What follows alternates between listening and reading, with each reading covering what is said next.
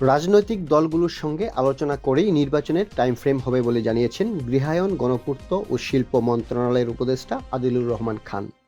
সোমবার ৬ জানুয়ারি সন্ধ্যায় মুন্সিগঞ্জ জেলা ও দায়রা জজ আদালত ও চিফ জুডিশিয়াল ম্যাজিস্ট্রেট আদালতে জুলাই স্মৃতি সংযোগ করিডোরের শহীদ পরিবার কর্তৃক ভিত্তিপ্রস্তর স্থাপন উপলক্ষে আয়োজিত অনুষ্ঠানে সাংবাদিকদের প্রশ্নের উত্তরে তিনি একথা বলেন।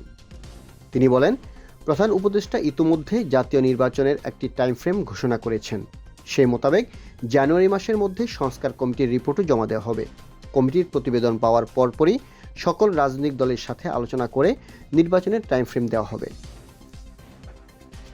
এ সময় মুন্সিগঞ্জ জেলা প্রশাসক ফাতেমাতুন জান্নাত, পুলিশ সুপার শামসুল আল সরকার, জেলা ও দায়রা জজ Kazi Abdul Hannan, chief judicial magistrate Gazi Delwar Hossain, গণপূর্ত অধিদপ্তরের প্রধান প্রকৌশলী Shamim Akhtar, PP advocate Abdul Halim, GP advocate Totamia ও শহর বিএনপির সদস্য সচিব অ্যাডভোকেট মাহবুব আলম স্বপন উপস্থিত ছিলেন।